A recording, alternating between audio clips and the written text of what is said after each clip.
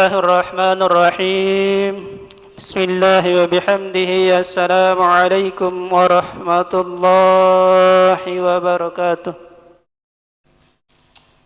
الحمد لله رب العالمين الذي جعل شهر رمضان أنزل فيه القرآن وبينات من الهدى والفرقان الصلاة والسلام على أشرف الأنبياء والمرسلين سيدنا محمد وعلى آله وصحبه ومن تبعهم إلى يوم العظم سبحانك لا علم لنا إلا ما علمتنا إنك أنت العليم الحكيم رب اشرح لي صدري ويسر لي أمري واحلل عقدة من لساني يفقهوا قولي أما بعد قال الله تعالى في كتابه الكريم أعوذ بالله من الشيطان الرجيم بسم الله الرحمن الرحيم يا أيها الذين آمنوا كتب عليكم الصيام كما كتب على الذين من قبلكم لعلكم تتقون وقال النبي صلى الله عليه وسلم سيأتي زمان على أمة كم من صائم ليس له من صيامه إلا الجوع والعطش. Bapak Ibu hadirin kaum muslimin rahimakumullah, shaimin shaimat yang insyaallah dirahmati oleh Allah Subhanahu wa taala. Puji syukur kita panjatkan kehadirat Allah Subhanahu wa taala yang telah memberikan kita berbagai macam nikmat yang tidak bisa kita hitung jumlahnya, yang kita tidak bisa perkirakan jumlahnya. Mulai sejak dari kita bangun tidur sampai kita tidur kembali. Apabila kita hitung atau apabila kita tulis dia, seandainya ada seluruh tumbuhan, pohon dan bentuk-bentuk yang padat ini dijadikan penanya, dan seandainya air laut, air sumur, air sungai atau semua jenis yang cair ini dijadikan tintanya untuk menulis banyaknya nikmat Allah Subhanahu wa taala yang diberikan kepada kita, maka sungguh kita tidak mampu untuk menulisnya dan menghitungnya. Maka bersyukurlah kita kepada Allah Subhanahu wa taala, kita tidak diharuskan untuk menghitung atau itu tidak diharuskan untuk menulis semua nikmat yang diberikan oleh Allah Subhanahu wa taala. Kita hanya diharuskan untuk mensyukurinya. Apabila kita mensyukurinya dengan sungguh-sungguh, maka Allah Subhanahu wa taala telah berjanji dalam Al-Qur'an akan menambah semua nikmat yang telah diberikan kepada kita. Sebagaimana yang disabdakan oleh Allah Subhanahu wa taala yang berbunyi, la in syakartum la azidannakum wa la in kafartum inna azabi lasadid. Di akhir ayat itu ada ditekankan di sana, apabila kita tidak bersyukur atau tidak mensyukuri nikmat yang Allah telah berikan kepada kita, ada ancaman yang berupa azab yang sangat pedih. Maka tidak salah untuk kita, marilah kita sering-sering mengucapkan kalimat alhamdulillahirabbil alamin sebagai bentuk rasa puji syukur kita kepada Allah Subhanahu wa taala. Kedua kalinya tidak lupa pula kita sampaikan salawat dan salam kita kepada baginda Rasulullah sallallahu alaihi wasallam dengan ucapan Allahumma salli ala sayyidina Muhammad wa ala ali sayyidina Muhammad. Karena Nabi Muhammad sallallahu alaihi wasallam sungguh merindukan kita, sungguh mencintai kita lebih daripada rindunya seorang ibu atau cintanya seorang ibu terhadap anaknya. Bapak Ibu shaimin shaimat yang insyaallah dirahmati oleh Allah Subhanahu wa taala, dalam kesempatan kali ini sebagaimana program rutin yang dilakukan oleh pengurus Takmir Masjid Nurul Yakin Permatan di waktu menjelang berbuka puasa, kita programkan yang namanya program Senja Ramadan yang dilakukan 10 menit atau 15 menit menjelang tarhim berbuka puasa. Maka pada hari yang ketiga pelaksanaannya, tepatnya pada hari yang keempat daripada bulan suci Ramadan, kita berjumpa lagi atau kita muzakarah kembali untuk mengingatkan atau untuk membahas masalah-masalah yang berkaitan dengan ibadah puasa atau masalah Al-Quran atau masalah zakatnya. Baik, untuk yang pertama kemarin pada malam yang pertama atau pada pelaksanaan yang pertama dari renungan senja Ramadan, kita sudah diberikan pemaparan atau kita sudah diberikan bahasan apa makna dari puasa menurut bahasa, apa makna puasa menurut istilah atau syarak dalam agama Islam. Di mana di sana dijelaskan kalau puasa menurut bahasa artinya di sana menahan, entah dia menahan merokok, menahan makan, menahan minum atau menahan bicara, maka kesemuanya itu disebut dengan puasa menurut bahasa. Akan tetapi pengertian puasa dalam syarak atau menurut istilah di sana dijelaskan lebih rinci atau lebih panjang lagi dia. Pengertiannya di sana untuk yang puasa menurut istilah adalah menahan diri dari setiap apa yang membatalkan puasa, mulai dari terbitnya matahari sampai terbenamnya matahari.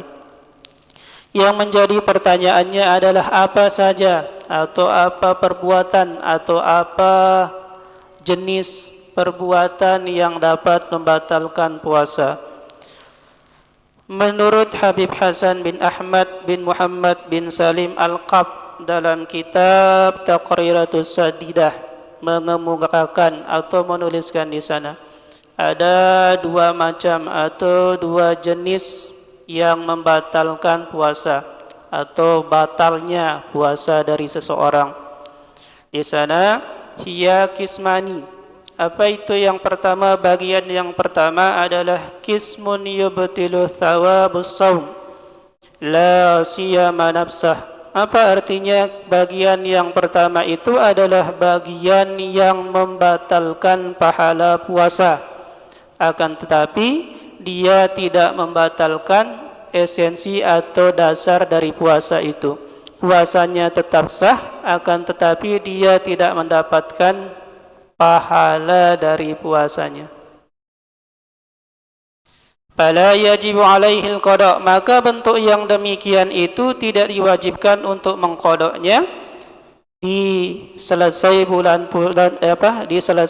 suci Ramadan. Wa tusamma mukhbitatun, bentuk yang tersebut atau bentuk yang demikian itu disebut dengan mukhbitat. Bagian yang kedua, qismun yubtilus shauma wa kadzalika thawab. Bagian yang kedua adalah yang membatalkan puasa, begitu pula pahalanya. In kana bi ghairi uzrin, apabila hal tersebut dilakukan dengan sengaja atau tanpa uzur, fayajibu fihil qada, maka wajib atasnya untuk mengqadanya di selain bulan suci Ramadan atau apabila sudah selesai bulan suci Ramadan. Bentuk yang demikian itu disebut dengan apa? Wa tusamma mubtiratin, yang disebut dengan al-mubtirat. Baik, kita lanjut pada bagian yang pertama. Di sana kita sebutkan al-mukhbitat. Apa itu al-mukhbitat? Yang menghilangkan pahala puasa.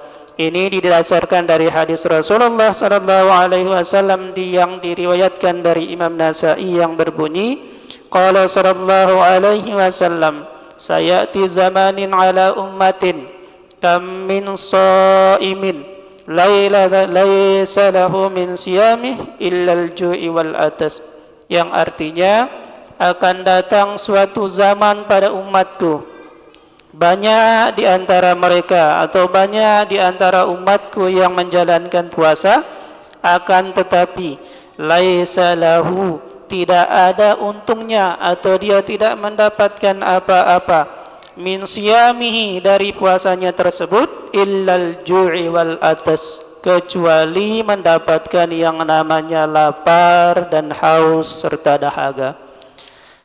Yang menjadi pertanyaan kita adalah perbuatan apa saja yang bisa mendatangkan atau yang bisa merugikan atau yang bisa merusak pahala dari puasa itu. Menurut Imam Hasan atau Habib Hasan bin Ahmad bin Muhammad bin Salim Al-Kab, ada 6 jenis perbuatan atau amalan atau apalah istilahnya yang bisa merusak atau yang dapat menghilangkan dari pahala puasa kita. Yang pertama itu adalah al-ghibatu. Al-ghibatu, ghibah. Apa itu ghibah? Wa hiya zikruka akhaka al-muslima bima yakrahu walau kunta shadiqan. Apa artinya?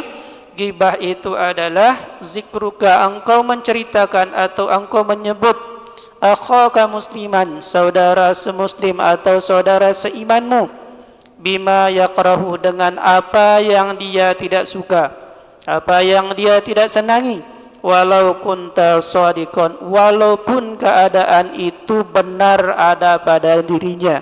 Misal ada teman kita yang rambutnya tunas maaf agak putih lah, marbahasan terambok.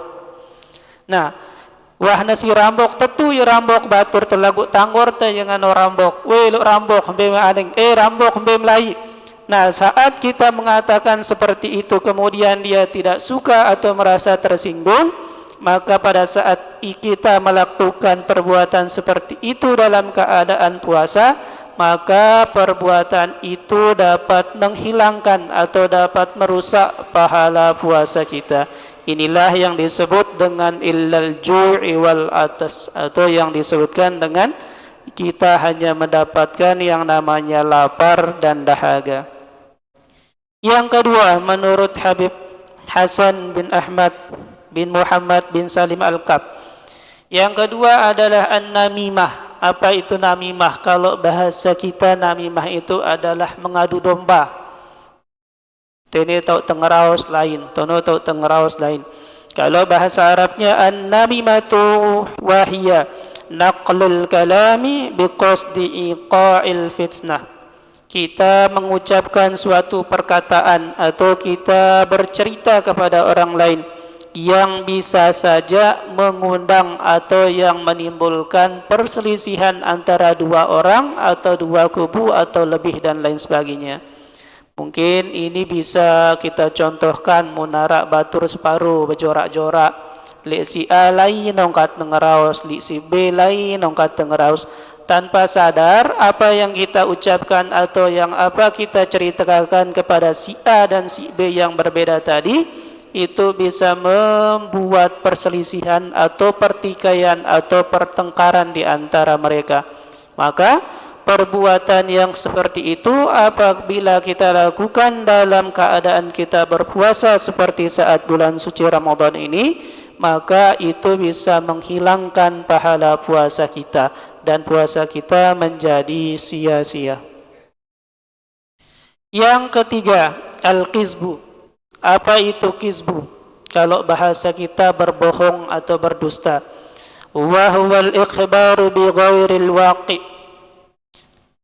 Yang namanya kazib atau kizbu itu adalah kita membawa berita atau kita membawa cerita yang berbeda daripada kenyataannya. Misal, karena sekarang adalah bulan puasa, luwe batur mele berbuka isi kenyaman, misal arak tau na batur sopok badui lulu nyur datang ya jok batur na arak ke kenyaman tono atau arak ke lulu nyur dong kata ketuan. Nah, kalau dia sadar dengan mengatakan dik narak lulu nyurku atau dik narak kenyamanku, padahal nyatanya ada lulu nyurnya atau ada lulu kenyamannya, maka perbuatan itu bisa dikategorikan sebagai kebohongan atau kizbun. Dan perbuatan semacam itu apabila kita lakukan dalam bulan suci Ramadan dan dalam keadaan kita berpuasa, maka itu menghilangkan pahala puasa kita. Karena waktu sudah menunjukkan jam 18.29 menit dan waktunya sholat maghrib atau berbuka puasa, maka kita cukupkan sampai di sini. Sekian, wallahul muwaffiq wal hadi ila sabili rasyad. Assalamualaikum warahmatullahi wabarakatuh.